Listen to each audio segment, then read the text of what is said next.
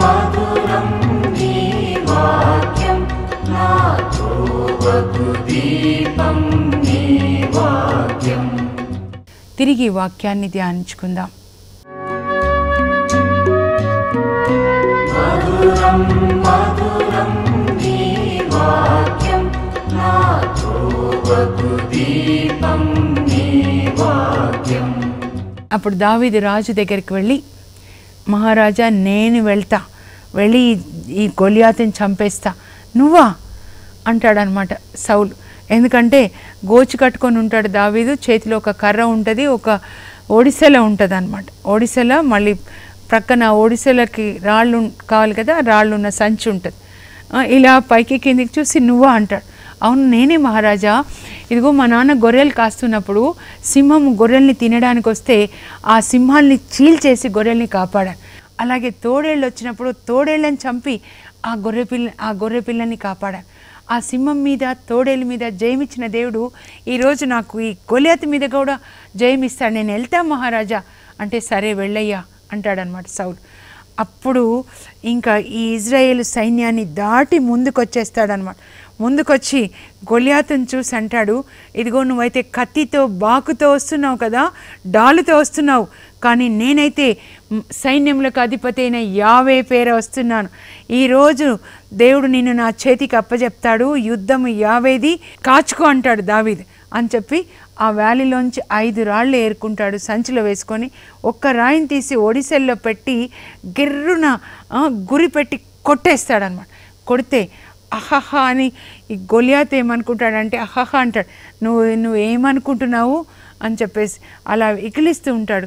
కానీ ఆ రాయి వెళ్ళి ఆ గొలియాతు నొసటిలోనికి చొచ్చుకొని లోపలికి వెళ్ళి ఆ బ్రెయిన్ పగిలి, స్కల్ పగిలి, బుర్రె పగిలి ఆయన తాటి చెట్టు పడ్డట్టుగా పడిపోతాడు. దావీదు పరిగెత్తుకుంటూ వెళ్ళి గొలియాతు మీద కూర్చొని గొలియాతు చేతిలోంచి కత్తి తీసుకొని ఆయన తల నరికేసి వచ్చేస్తాడు తిరిగి. అప్పుడు వెంటనే ఎప్పుడైతే గొలియాతు తల నరికేస్తాడో దావీదు, ఇజ్రాయెల్ సైన్యం అంతా ఓ అనుకుంటూ వెళ్ళి ఫిలిస్తీయులని తరిమి కొడతారు. ఇంకా దావీదుకి జిందాబాద్ అని చెప్తారు.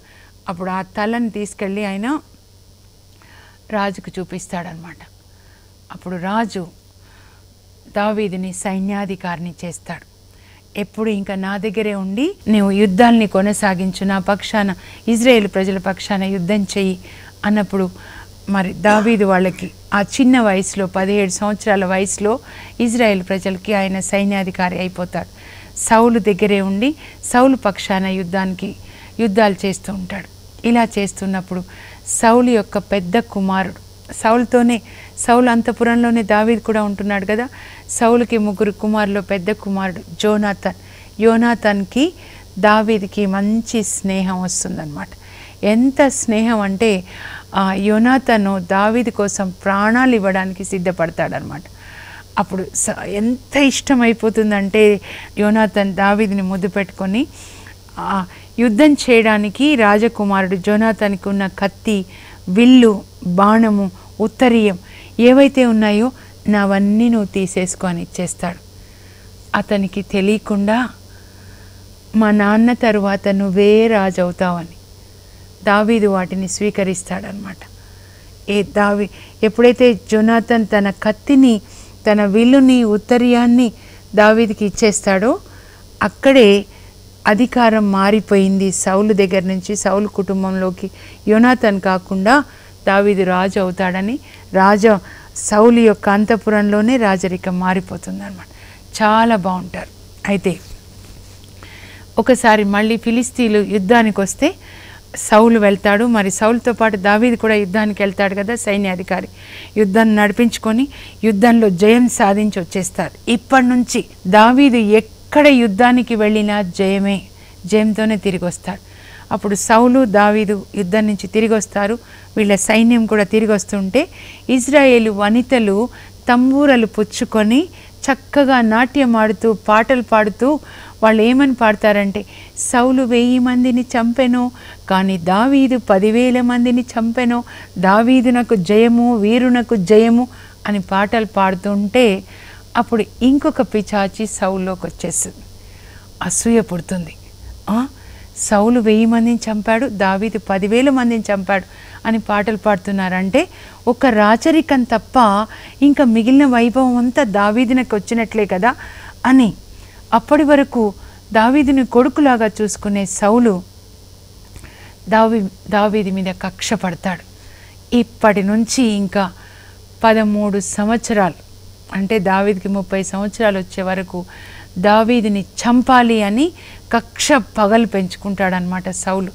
ఒక వ్యక్తిలోకి గర్వం వచ్చినప్పుడు, అసూయ వచ్చినప్పుడు ఇవి అపవిత్ర ఆత్మల్ని మన హృదయంలోనికి ఆహ్వానిస్తాయన్నమాట. Jealousy, pride, all these things will attract evil spirits. ఇంకా సౌలు హృదయము అపవిత్ర ఆత్మలు, కక్ష, పగ, చంపాలి, హత్యలు అనే ఈవిల్ స్పిరిట్స్కి ఆయన హృదయము ఒక ఏమంటారు స్థలం అయిపోతుంది అన్నమాట.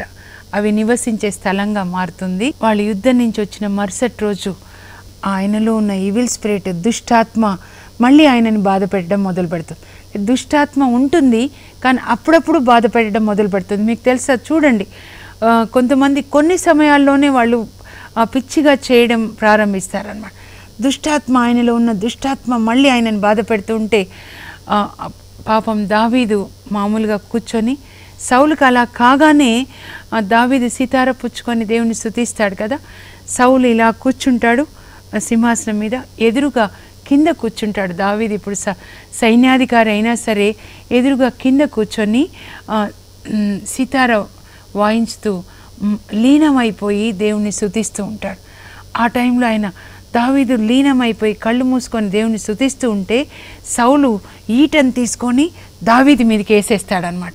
అసలు దాంతో గోడకి గుచ్చేయాలని గోడకి ఆనుకొని కూర్చుంటాడు దావీదు. అప్పుడు ఈటని సౌలు లేచి దావీదు దగ్గరికి వచ్చి ఆ గోడకి గుచ్చబోతుంటాడు అనమాట దావీదుని. అప్పుడు దావీదు ఎందుకో కళ్ళు తెరిచి చూసేసరికి ఇలా సౌలు రాజు ఈటతో వస్తుంటే భయం వేసి ఇలా తప్పుకుంటాడు. తప్పుకునేసరికి కొంచెం గురి తప్పి ఆ ఈటే దావీదు తలలోకి వెళ్ళే బదులు గోడలోకి వెళ్ళిపోతుంది అనమాట. ఇలా అని చూస్తాడు సౌలు. దావీదు కూడా భయపడిపోతాడు. అప్పటి వరకు సౌలు హృదయంలో దావీదు మీద ఇంత కక్ష ఉందని దావీదు తెలీదు. ఇలా వణికిపోతాడు పాపం. ఇప్పుడు దావీదుకి అర్థమైపోయింది సౌలు తనని చంపాలి అనుకుంటున్నాడని. అయితే ఆ దావీదుని చూసినప్పుడల్లా సౌలుకి భయం కలుగుతూ ఉంది. ఎలాగైనా చంపాలని యుద్ధాలకి, ఫిలిస్తీన్ల మీద యుద్ధానికి, అక్కడ యుద్ధానికి పంపిస్తూ ఉంటాడు. యుద్ధంలో అతను జయం సాధించి వచ్చినప్పుడల్లా ఈయనకి భయం వేస్తుంది.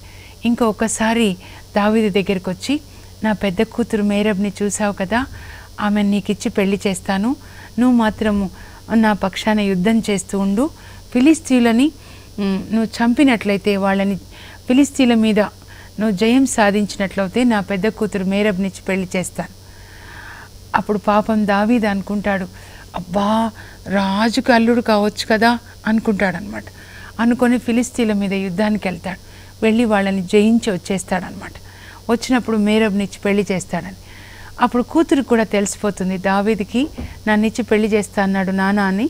మరి అంతఃపురంలో తిరుగుతున్నప్పుడు ఆమె కూడా వాళ్ళ చూపులు చూస్తూ ఉంటుంది, నా కాబోయే భర్త అని. దావీదు కూడా నా కాబోయే భార్య అని. ఇద్దరూ మౌనంగా ప్రేమించుకుంటూ ఉంటారు, మూగ ప్రేమ అన్నమాట. అలా ప్రేమించుకుంటూ ఉన్నప్పుడు సౌలుకి తెలిసిపోయి ఎలాగైనా దావీదుని అవమానించాలని ఆ అమ్మాయిని ఇస్తానని చెప్పిన తర్వాత కూడా, దావీదు ఫిలిస్తీన్లని జయించిన తర్వాత కూడా కొన్ని నెలల తర్వాత కావాలని మేరబ్ని వేరే వాళ్ళకిచ్చి పెళ్లి చేస్తాడు. దావీదు మీద ఈ విధంగా పగ తీర్చుకోవాలని ఆ పెళ్లి పనులన్నీ నేను చేయమంటాడు. దావీదు ఆ పెళ్లి పనులన్నీ చేస్తాడు. దేవుని చిత్తం అయితే ఆమె నా భార్య అయ్యేది, దేవుని చిత్తం కాదేమో అనుకొని ఆ పెళ్లి పనులన్నీ చేస్తాడు. మేరబు పెళ్ళి అయిపోయిన తర్వాత చిన్న కూతురు మీకాలు అనమాట, సౌలు చిన్న కూతురు మీకాలు, ఆ అమ్మాయి దావీదుని ప్రేమిస్తుంది. దావీదు అంటే నాకు ఇష్టం నాన్న, నేను పెళ్లి చేసుకుంటాను నాన్న, నాకు ఇష్టం, దావీదే నాకు భర్త కావాలి నాన్న అని మీకాలు వాళ్ళ నాన్నతో చెప్తాడు. అప్పుడు సౌలు ఏమంటాడంటే దావీదుతో, నా చిన్న కూతురుని మీకాలు నిన్ను ప్రేమించింది కదా, నీవు ఫిలిస్తీన్లని 100 మందిని చంపి వాళ్ళ చర్మాగ్రాలను తీసుకొని వస్తే నా కూతుర్ని నీకు ఇచ్చి పెళ్లి చేస్తాను. అమ్మో, అంత అదృష్టమా నాకు అనుకుంటాడనమాట దావీదు. పాపం సౌలు అలా ఉన్నా సరే చిన్నపిల్లవాడిలాగా అన్నీ మర్చిపోతాడనమాట. 100 మందిని చంపుకొని వస్తే నేను రాజుకు అల్లుడు కావచ్చా అని మురుసుకొని వెళ్ళి 100 మందిని చంపి చర్మాగ్రాల్ని తీసుకొని వచ్చి సౌలుకి ఇస్తాడు. అప్పుడు సౌలు తన కూతుర్నిచ్చి దావీదుకి పెళ్లి చేస్తాడు. సంతోషంగా కాదు, కూతుర్ని ఎరపెట్టి ఎలాగైనా దావీదుని చంపాలి అనే కుట్రతో పెళ్లి చేస్తాడు. ఆ తర్వాత ఏమవుతుందో రేపటి దినాన్ని తెలుసుకుందాం. ప్రార్థన చేసుకుందాం. పరలోకపు మా తండ్రి, మీ పరిశుద్ధ నామమునకు స్తోత్రం కలుగునుగాక. ప్రభా, దావీదుని పరిశుద్ధాత్మతో అభిషేకించిన తర్వాత దావీదు గొల్యాతు మీద జయాన్ని సాధించాడు ప్రభా. అలాగే తనని చంపాలి అనుకుంటున్న సౌలు రాజుకి నమ్మకంగా ఉండి విశ్వాసపాత్రంగా పనిచేస్తూ ఉన్నాడు. మరి మేరబ్ని పెళ్లి చేసుకోవాలని మనసులో ప్రేమ కలిగి ఉన్నా కూడా సౌలు తన మాటని నిలబెట్టుకోలేదు. కనుక తను ఎంత బాధ కలిగినా ఇది దేవుని చిత్తము కనుకనే మేరబ్ నా భార్య కాలేదని దేవుని చిత్తానికి తనని సమర్పించుకున్నాడు. అలాగే మరి మీకాలు తనని ప్రేమించినప్పుడు సౌలు పెట్టినటువంటి ఆ యొక్క షరతుని ఆయన పాటించి మరి ఫిలిస్తీన్లో 100 మంది చర్మాగ్రాలు తెచ్చి ఇస్తాడు. దేవుని చిత్త ప్రకారం మీకాలు దావీదు భార్య అవుతుంది. ప్రభా, మేము కూడా దావీదులాగా మేము కోరుకున్నవి జరగనప్పుడు మీ చిత్తమని మీ చిత్తానికి లోబడి ఉండే కృప దయచేయండి. దావీదుని అభిషేకించినట్లే మమ్మల్ని అభిషేకించండి. దావీదులాగా నిత్యము మేము మిమ్మల్ని స్తుతించాలి ప్రభా. దావీదులాగా దినానికి 7 సార్లు మేము ప్రార్థించాలి. దావీదులాగా మేము కూడా కూర్చొని దేవుని యొక్క వాక్యాన్ని ధ్యానించుకునే కృప దయచేయండి. యేసు నామములో అడుగుచున్నాం తండ్రి,